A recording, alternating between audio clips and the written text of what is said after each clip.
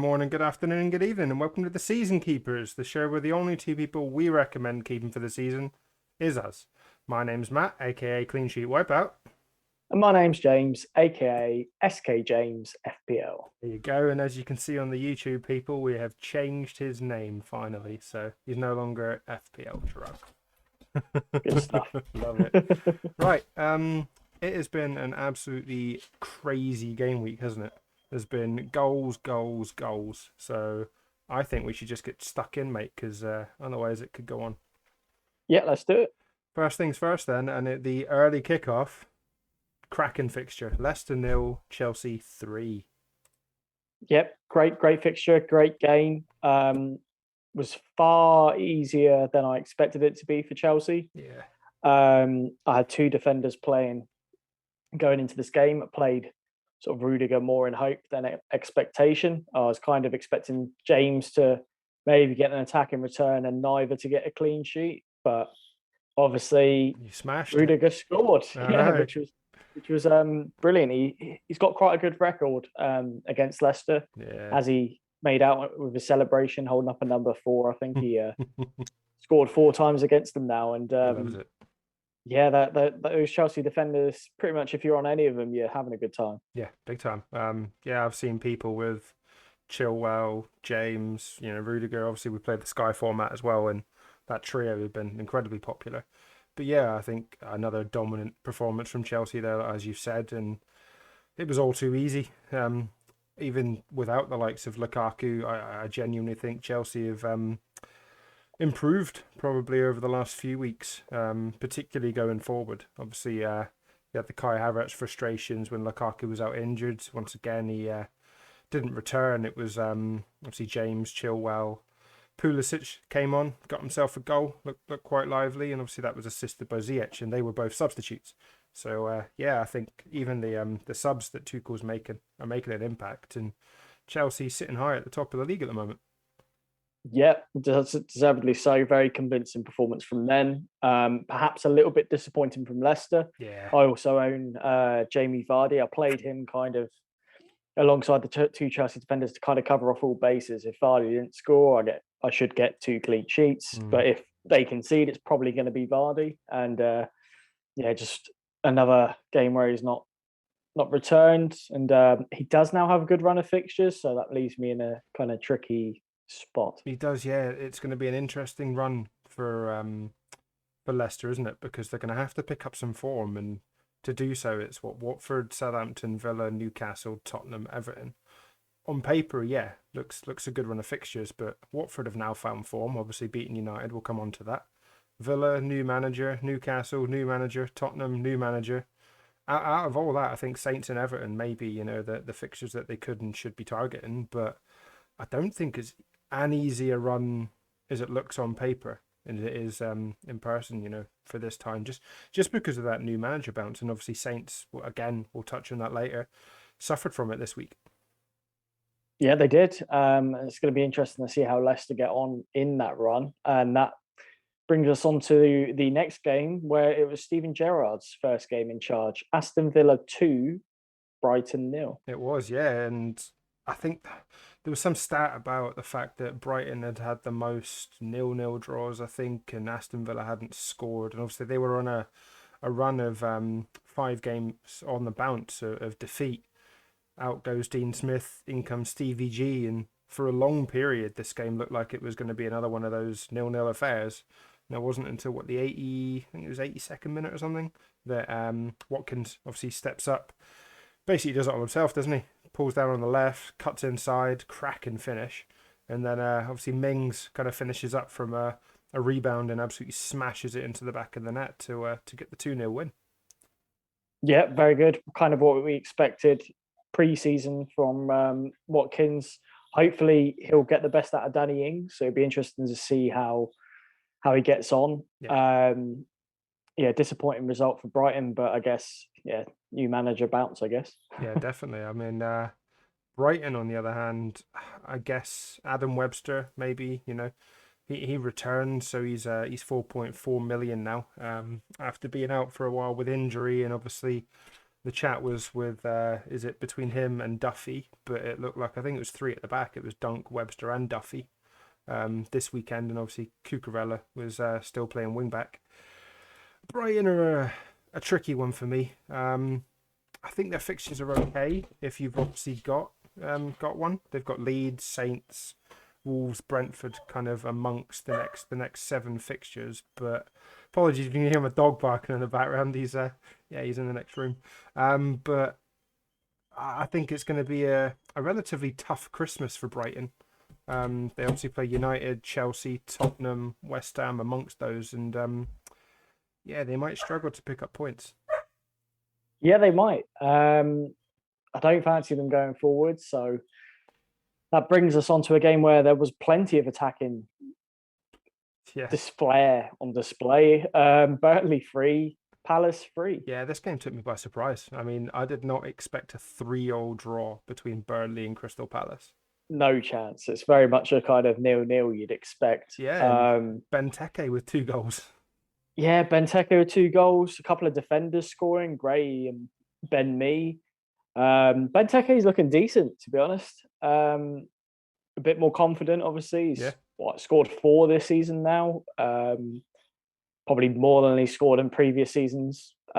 He missed a few big chances as well. It was I think it was Gallagher that put him through for his first goal. And on the highlights that I've seen, it almost looked like he was a frustrated figure for periods, because I think there was a couple of golden chances that he probably should have put away, and he very much looked like the Benteke that we've become used to.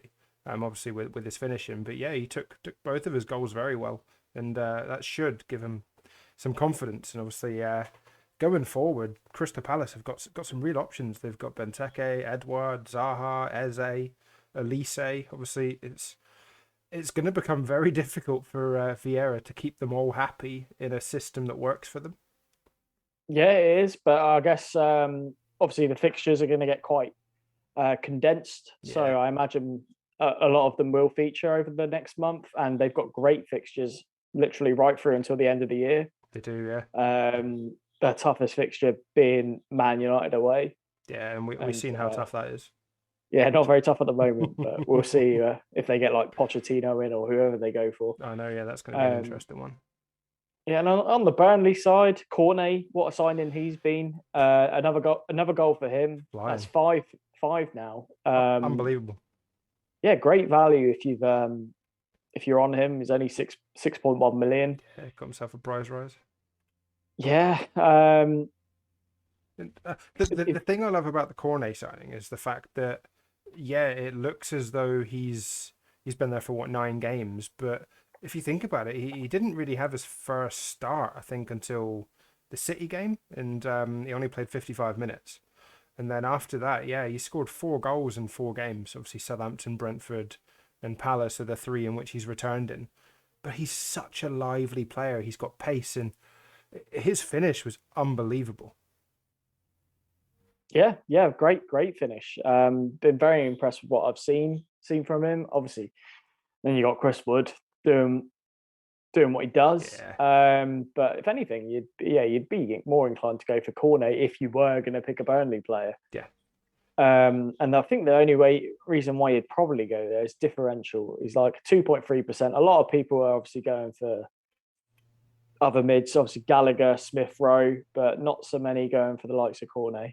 No, exactly. That's the thing. And I don't know about you, but Cornet just doesn't feel like a Sean Dyche signing, but he's gone out, he's found him. But I don't really know the ins and outs of Burnley, but from an interview that I heard, it sounded like he was very happy that this is the type of player that they've been wanting to get in. Obviously, they've got the new ownership in, they've got a bit of money behind them now, and they can make these sorts of signings. And for Burnley to maybe get away from that stigma of being the type of club that they're very difficult to play against, they'll put their foot in, but there isn't a lot else about them. To have someone like Cornet playing for them, I think is a great addition, and hopefully it will only benefit them in the long term and potentially even attract bigger and better players to Burnley. I think so. They needed some flair. Like the most exciting kind of player they had was Dwight McNeil, Yeah, and exactly. it's great to have a signing like this to rub off that stereotype of them being kind of a very Brexit kind of defensive, I know. That's the thing, yeah. boring team. Yep, 100%. And I suppose from 1-3 all to another, it was Newcastle 3, Brentford 3. Yeah, I don't know what the players had for their breakfast this game, but strange day of results, Yeah. and 3 apiece. I mean, you got Joel Linton on the score sheet. You got Tony finally scoring after quite a big run without a goal, about 6 games without a goal. Yeah. Repaid the patience that you and 21% of other people. Oh, mate, about time. If he didn't return in this game, I'd have been fuming. But now he's done it, I just feel that I have to hold him. And obviously, with Everton coming up, they're a team that we'll discuss later, but they're really struggling with injuries and they just look poor. So I think that Everton fixture could be really good for Burnley. And obviously they've got Leeds, who like to be on the front foot. Someone like Brentford could expose that, and they've played them in the Championship countless times, haven't they? So I think for me, Tony at the moment is a hold. Callum Wilson is a player that I'm also considering, but I may well look to go from Antonio to Wilson rather than Tony to Wilson. Yeah, that's a fair shout. Save yourself a little bit of money. I can see why Antonio, Man City next. It's a logical move. I'd like to mention Rico Henry as well. Second goal in a row for the defender. Yep. 4.5 million. I mean, if he's a threat going forward, that's great. Yeah. And at that price, you're just happy that they're playing really and getting maybe he'll get some clean sheets. I mean, their fixtures look okay after Everton and Tottenham. Yep. But yeah, he seems to have done okay so far. Yeah, definitely. The only thing, going back to that Wilson point, that worries me a little bit is the fact that, game week 14 and 15, they've got Norwich and Burnley. But surrounding those fixtures, it's Arsenal, Leicester, Liverpool, Man City, and Man United up until New Year's. I just don't see that many returns for Callum Wilson looking at those, but do I target these next 3 games from Antonio to Wilson, for instance, Arsenal, Norwich and Burnley, maybe even the Leicester game? They're looking a bit iffy defensively. And then with the money, have a look at the fixture swing from, say, game weeks 17, and then move Wilson back on to then avoid the Liverpool, Man City, Man United over Christmas.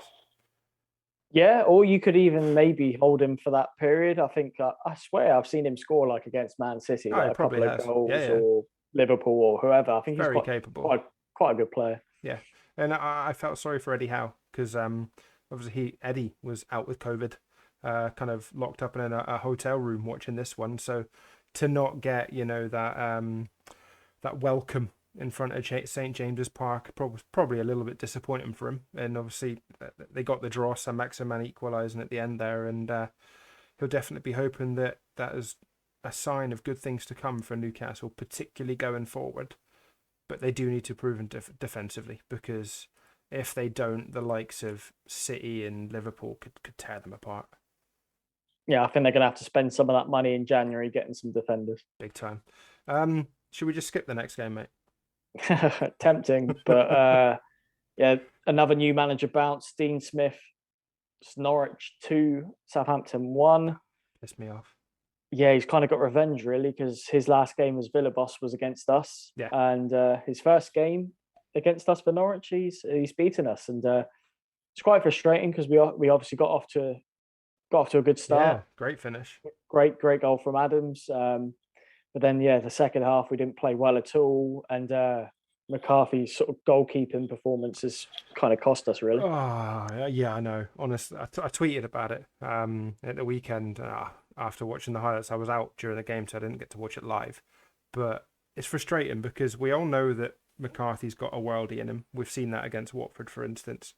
But me and you have been banging this drum, since the beginning of the season. I think Ronerid was the one that tweeted us after it, saying, "Look, to Southampton need a goalkeeper," because he rightly pointed out the fact that we've raised this since pre-season, and yeah, we do. We've got 2 number 2s, and I stand by that.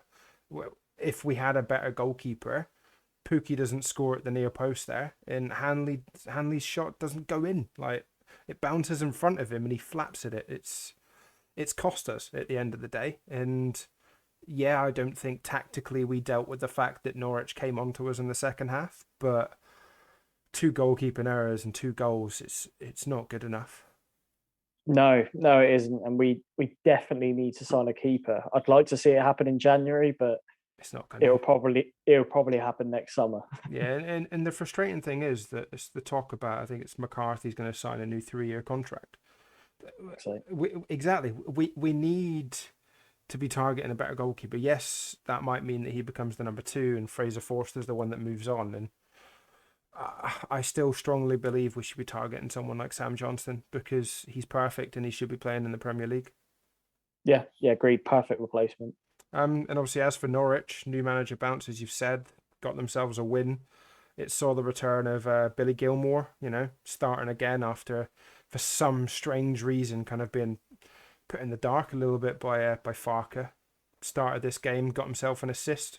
So I'm not saying by all means that he's the prime FPL asset, but for those that are, say, wildcarding, I know there's talk of people wildcarding in game week 16, for instance. He could be your ideal kind of third bench player if he's now going to get minutes. And following Scotland as I do, Billy Gilmore has been exceptional for us, and if he puts those kind of performances in from Norwich, he could potentially give them an inkling of a chance of staying up. Yeah, he could. And speaking of Scotland, I think it was a Scottish international who got the winner, Grant Hanley. It was, yeah. Honestly, it was such a Scottish game. Obviously, it was Che McAdams. He was in there. Then you've got Hanley, you've got Gilmore. There was, 3 or 4 Scots on the pitch at once. So that's quite nice to see. Yeah, and very, very good performance for Dean Smith. Obviously, Norwich couldn't really buy a win other than the last game for Daniel Farker. But yeah, maybe a little bit of hope for them. Yeah, 2 wins on the bounce. I guess the only thing is Wolves and Newcastle. Technically 2 massive games for them. After that, I think it's quite a tricky run until at least Boxing Day. But then looking at it, there's some very targetable fixtures. So I think with these new managers that have come into some of these clubs, I genuinely think the relegation fight has got a lot tougher, and it's probably going to be a lot closer than some of us think. Yeah, it is, and I think it's kind of a little bit annoying now because I see that Norwich fixture and I think, it's not going to be as easy as it had to be if it was Farker. But there we go. Yeah, and obviously moving on to another club that looked like they were potentially going to be sucked into this relegation battle, and they may well do throughout the season, but they put on one hell of a performance. It was Watford 4, Manchester United 1. Yep. Did not see this one coming. Nah. I thought of a terrible pun while looking at the scoreline. I think I'm going to call the episode Watfourd, just because they scored 4. Yeah, okay, right, there you go. That's official. That's the title of the podcast. It's either going to be that or something about Hornets. Yeah, no, doesn't bother me. So for those listening, James is the one that comes up with the puns that are the title for every pod, because I'm terrible at them. So effectively, what he sends me is what it gets titled. I'm not too much better, but I do have my moments. I think, and this isn't one of them. But yeah, I mean, it looked like it could be one of those days for Watford, didn't it? With Ismaila Sarr not missing the penalty once, but missing it twice. Obviously, the first one, it was deemed for encroachment, so there was the retake, and then he missed it again. And at that point, I think a lot of us, I sold Sarr this week for Jota, thankfully. So there was a 3-point gain there. But yeah, I was like, oh God, here we go. When I saw that Sarr was stepping up for the retake, thankfully missed it again. Yeah, and obviously De Gea saved it. But from that point, Watford were just at it. Sarr, Dennis, King. I mean, Dennis was unbelievable. He a goal and 2 assists against Man United. I've seen so many people with Dennis third on their bench this week, and they've missed out on his 14 points. Man United, come on. Yeah, insane. They play very well. They're very clinical. Kind of the export performance you'd expect from Man United, to be honest. And United, on the other hand, they just struggle to keep the ball. even Bruno Fernandes didn't look good. Just blasted a shot over the bar. Yeah. Well, it was Bruno Fernandes's kind of. I don't even know what he was doing. He kind of tried to clear it, but clear it backwards, and then obviously that then put the defender under. I think it's McTominay gave away the penalty, but I don't know what he was doing. And from that moment, yeah, it genuinely looked like Man United didn't even know how to play football at that point. Didn't know what the formation was supposed to be. Didn't know what the tactics were supposed to be. But even so, you've got world class players on that pitch. You should be able to cope as a team to deal with someone like Watford, and they just didn't look like they wanted any fight, did they? And I think no, and it all basically everything that could go wrong kind of went wrong. Yeah, and yeah. Maguire obviously then lunged in Yeah, to get sent off, and silly that was boy. kind of curtains for it, really. Yeah, it makes his England celebration not look so smart now, doesn't it? No, everyone posted that on Twitter, Yeah. me included. Silly boy. I honestly don't know what he was doing with that celebration, and that performance there sums up why people have been questioning, one, his captaincy of Man United, and two, his selection for England. So it did, however, mean the end of Ole. Ole Gunnar Solskjaer is gone. I mean, that's another pun right there, isn't it? Ollie Gunnar Solskjaer. Ole gone. Whatever, There you go. whatever you want. Could yeah. even be that, but yeah, he's gone. I do question why they made this decision after this game and not during the international break, because I think it's Michael Carrick, isn't it, that's taking interim until they find a replacement. I would be very surprised to see a manager come in immediately. It would not be surprising at all if they potentially approached. I think there's been rumours about Brendan Rodgers, for instance, at the end of the season, but I wouldn't be surprised to see Poch. And obviously he's at PSG at the moment. I can't see him being released from PSG till the end of the season. Could Michael Carrick realistically take this squad for this season? They effectively write it off and say, look, we'll try and achieve what we can achieve, but with the view that they definitely have Pochettino next summer. Yeah, I think they do that. They try and get Pochettino as soon as they can. I think he's eager to go there. Yeah, big time. As soon as he can. I think there's some problems at PSG, so I think he'd be the perfect appointment. I think that's the appointment that Sir Alex wants, what the fans want. I think it makes sense. Yep, no, 100%. So it's definitely a wait and see for Man United, but it puts me off a little bit because I was very tempted by the fixtures, particularly from game week 15 onwards for Man United, going, Kane to Ronaldo. I know Kane isn't exactly pulling up trees, but neither's Ronaldo. So I want to at least see some fight from them come probably game week 15, maybe latest 16, obviously, when they play Norwich, because if at that point they look like they're a unit again, Ronaldo's going to be massively owned. Yeah, he will, and it makes sense for that kind of run. Big time. Right, jumping onto a game, the result took me by surprise a little bit. It was Wolves 1, West Ham 0. Yeah, very much not expected. Big disappointment, West Ham, for me in this one. They've been playing very well.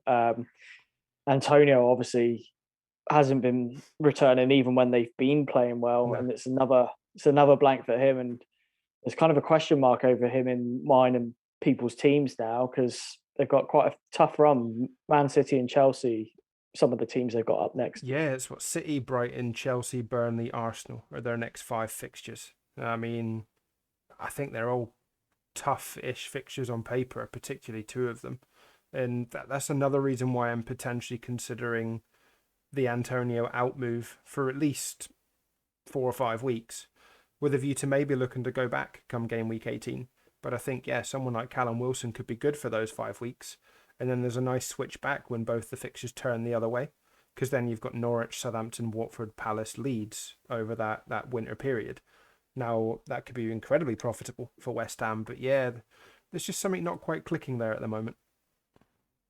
No, and I think, you've suggested a great replacement, Wilson, providing he can stay fit, but Antonio's got the same kind of question mark over him. Exactly, and to be fair, another man that could very well be an option as a replacement, at least for a couple of weeks, is Raul Jimenez. He's on goal scoring form, and it's Norwich and Burnley next before an awful run of fixtures for Wolves all the way up until game week 22. But is maybe a 2-week punt whilst you assess.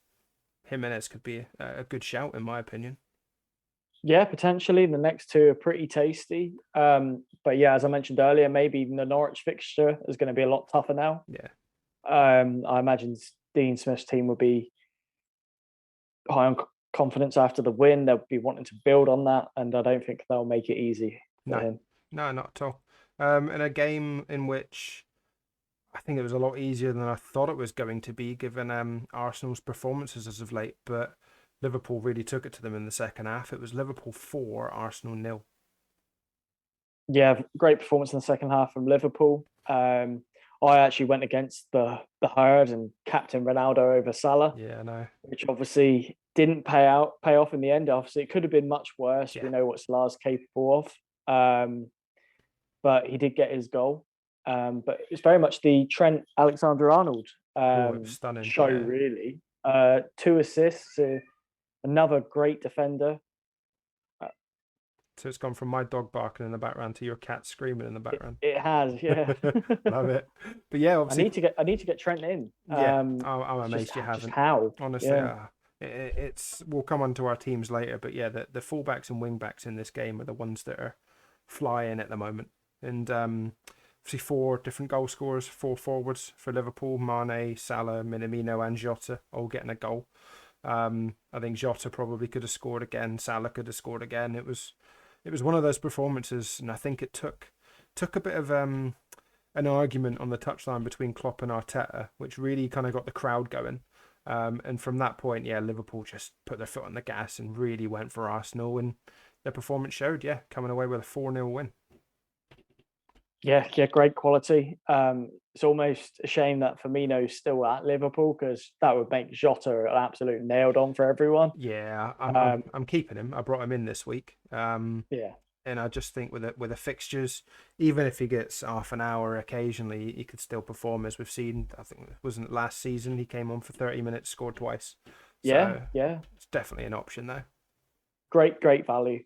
Yeah, big time. And obviously we've just discussed one fullback. We'll be discussing another. It was Manchester City 3, Everton 0. Yeah, it's that man Cancelo. What a beautiful assist, and to be fair, a fantastic finish as well from Sterling. Yeah. Assist of the weekend. Yeah, easily. Beautiful pass. Couldn't have done anything else to it. Sensational. He played so well. He's just the man on form. Yeah. Feel very confident in most games. I've seen people captaining him, and they've been truly rewarded. And after this West Ham game, they've got next. City have got a very good run. Oh, it's glorious, isn't it? It's you're talking what, Villa, Watford, Wolves, Leeds, Newcastle. Yes, there isn't. I mean, Chelsea obviously game week 22 is in there, but there's not a lot of fixtures in there that you'd say, 1, they couldn't keep a clean sheet, and 2, they won't score goals. And Pep seems to just be keeping his squad ticking over.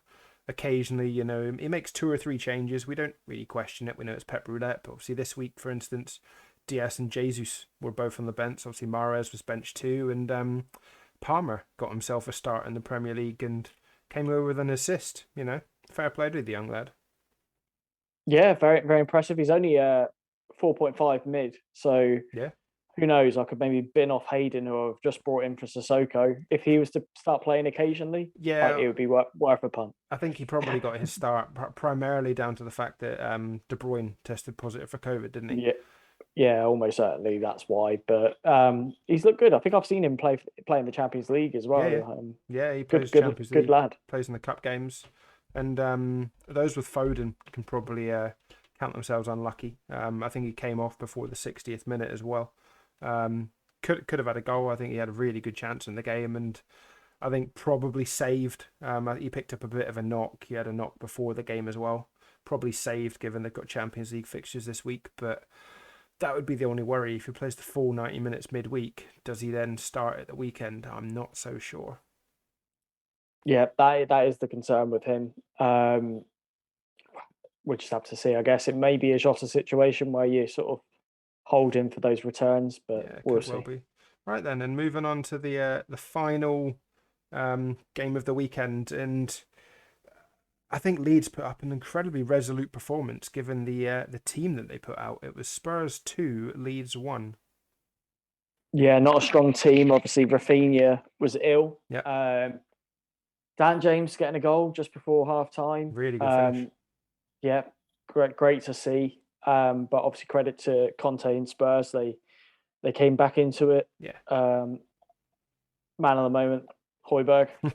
Yeah, on it. I'll go on and about him in the Sky I podcast. was going to say every week he's even returned here. he has. Yeah, came away with a goal, and I mean it was a scuff goal, but it was a goal that got them back into the game, and he barely celebrated, and I think that really summed up Spurs' performance. It was lackluster at times, but whatever Conte said to them at half time really made a difference because they came out firing in the second half and probably should have scored more. There's been a lot of talk about Harry Kane and the fact, obviously, once again, he didn't return. But watching the game from my view, I don't know about yourself, but I think he was getting himself into better positions in the second half more so than the first.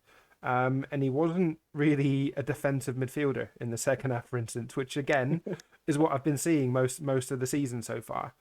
There was a couple of periods, obviously Meslier made a very good save. He turned Cooper for a chance. He had a header that he just missed. It was one of those that on another day probably could have got a couple of goals. And I'm so reluctant to sell him. I just think it's silly because Burnley, Brentford, Norwich, Brighton, Leicester, and I mean even after that they've got Liverpool, but it's Palace, Southampton, Watford. I have no intention of selling Harry Kane because whatever Conte said at half time, I think he needs to really drill the players. And if they're going to go into those games with a safe performance in the second half, I mean, they outran Leeds. If they do that, I think they're going to really put some teams that they're about to face under some real pressure. Yeah, I think they should.